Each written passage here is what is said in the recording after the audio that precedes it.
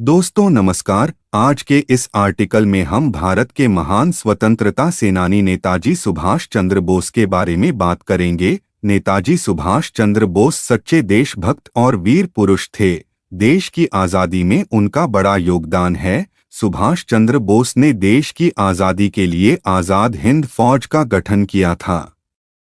उस समय सुभाष चंद्र बोस द्वारा दिए गए जय हिंद और तुम मुझे खून दो मैं तुम्हें आज़ादी दूंगा जैसे नारे खूब प्रचलित हुए थे। सुभाष चंद्र बोस को लोग प्यार से नेताजी कहकर बुलाते थे। दोस्तों, आज इस आर्टिकल में हम सुभाष चंद्र बोस की कहानी, सुभाष चंद्र बोस के कार्य, सुभाष चंद्र बोस के नारों, सुभाष चंद्र बोस के परिवार के बारे में बात करेंगे। साथ ही जानेंगे कि सुभाष चंद्र बोस की मृत्यु कैसे हुई और सुभाष चंद्र बोस की मृत्यु का रहस्य क्या है। तो चलिए शुरू करते हैं। सुभाष चंद्र बोस का जीवन परिचय। दोस्तों, सुभाष चंद्र बोस का जन्म 23 सन 1897 में उड़ीसा के कटक में एक संपन्न बंगाली परिवार में हुआ था। सुभाष चंद्र बोस के पिता का नाम जानकीनाथ बोस था। जानकीनाथ बोस उस समय के एक प्रसिद्ध और जाने-माने वकील थे। सुभाष चंद्र बोस की माता का नाम प्रभावती देवी था। जानकीनाथ और प्रभावती देवी की कुल 14 संतान थी, जिसमें 6 बेटियां और 8 बेटे थे। सुभाष चंद्र बोस उनके 9वें संतान थे। सुभाष चंद्र बोस बचपन से ही पढ़ने में बहुत होशियार थे। सुभाष चंद्र बोस स्कूली शिक्षा से लेकर स्नातक की शिक्षा तक हमेशा प्रथम श्रेणी से उत्तीर्ण हुए। उन्होंने कलकत्ता के स्कॉटिश चर्च कॉलेज से दर्शन शास्त्र में स्नातक की शिक्षा हासिल की। सुभाष चंद्र बोस उस समय सेना में जाना चाहते थे, लेकिन उनकी आंखों में खराबी होने के कारण सेना ने उन्हें भर्ती करने से मना कर दिया। साल 1919 में सुभाष चंद्र बोस इंग्लैंड चले गए और वहां उन्होंने भारतीय प्रशासनिक सेवा में जाने के लिए तैयारी की। साल 2020 में सुभाष चंद्र बोस ने भारतीय प्रशासनिक सेवा की परीक्षा दी और चौथा स्थान हासिल किया। इस तरह सुभाष चंद्र बोस एक ICS अधिकारी बन गए। सुभाष चंद्र बोस स्वामी विवेकानंद और महर्षि अरविंद घोष के अनुयायी थे। जब जलियांवाला बाग नरसंहार हुआ तो वह व्यथित हो उठे। उन्होंने देश को आज़ाद कराने की ठान ली। ऐसे में उनके लिए अंग्रेजों की गुलामी करना मुश्किल था।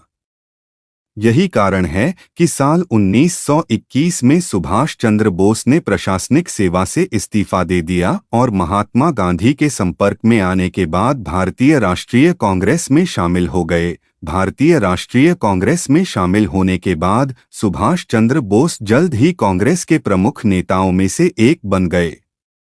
1928 में जब साइमन कमीशन आया ने कांग्रेस के नेताओं ने उसका पुरजोर विरोध किया।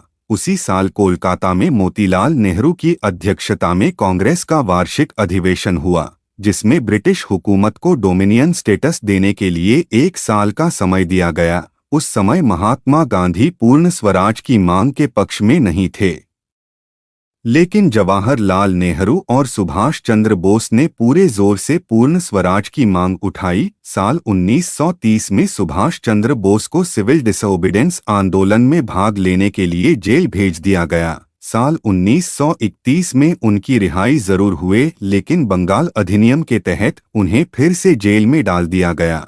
हालांकि बाद में उनके खराब स्वास्थ्य को देखते हुए 1 साल बाद उन्हें रिहा कर दिया गया। इसके बाद सुभाष चंद्र बोस को यूरोप भेज दिया गया और उनके भारत आने पर रोक लगा दी गई, लेकिन इसके बावजूद सुभाष चंद्र बोस भारत आए, जिस कारण उन्हें 1 साल के लिए फिर से जेल भेज दिया गया। सुभाष चंद्र बोस भारत का वह गुमनाम हीरो जिसने देश को दिया तिरंगा। साल 1937 के चुनावों में कांग्रेस पार्टी ने 7 राज्यों में अपनी सरकार बनाई। इसके बाद सुभाष चंद्र बोस को रिहा कर दिया गया। साल 1938 में सुभाष चंद्र बोस को पहली बार भारतीय राष्ट्रीय कांग्रेस का अध्यक्ष बनाया गया। इसके बाद साल 1939 में उन्हें दोबारा भारतीय राष्ट्रीय कांग्रेस का अध्यक्ष चुना गया। इस चुनाव के दौरान महात्मा गांधी ने पट्टाभी सीतारमैया का समर्थन किया था।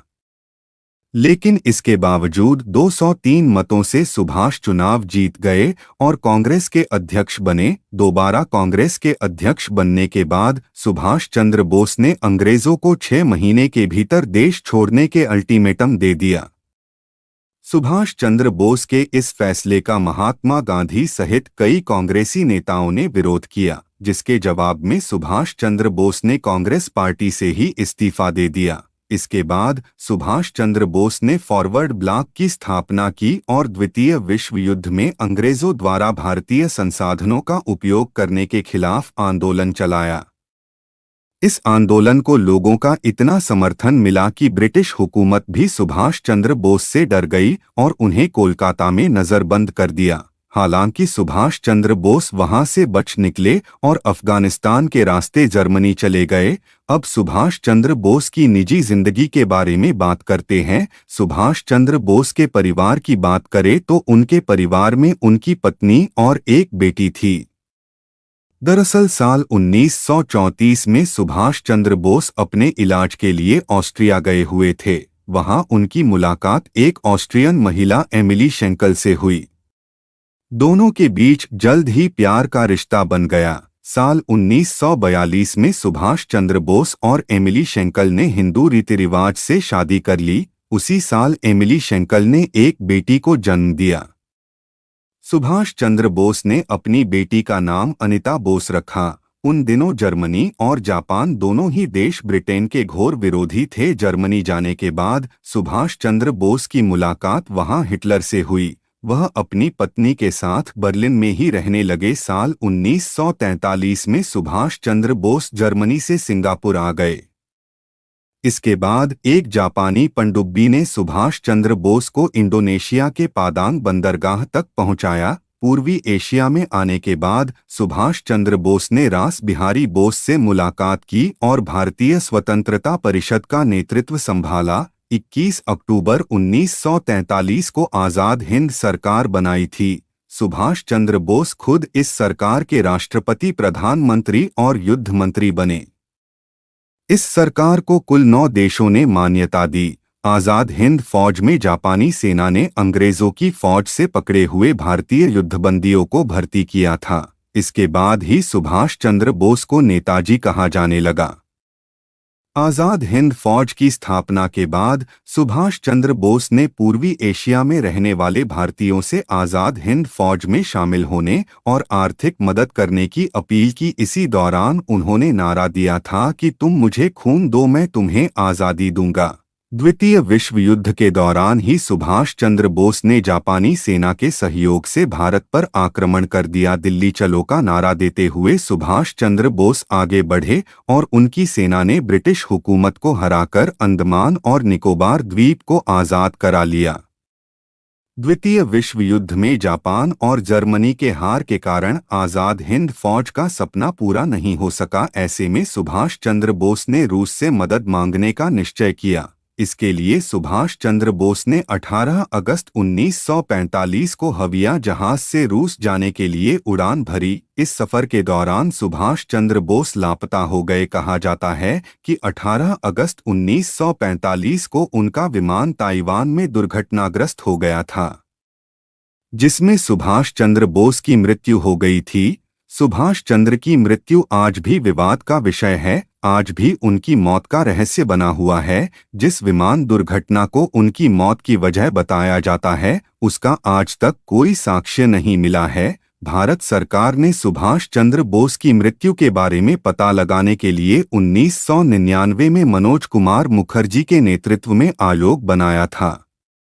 इस आयोग को ताइवान सरकार ने बताया था कि 1945 में ताइवान की भूमि पर कोई हवाई जहाज दुर्घटनाग्रस्त हुआ ही नहीं था। अब सुभाष चंद्र बोस की मृत्यु कैसे हुई थी, यह आज भी एक बड़ा रहस्य है। दोस्तों, ऐसे ही ज्ञानवर्धनक वीडियो देखने के लिए मेरे चैनल कमल एम टीवी को सब्सक्राइब कर लें। धन्यवाद। जय हिंद, जय भारत। आपको मेरा नमस्कार।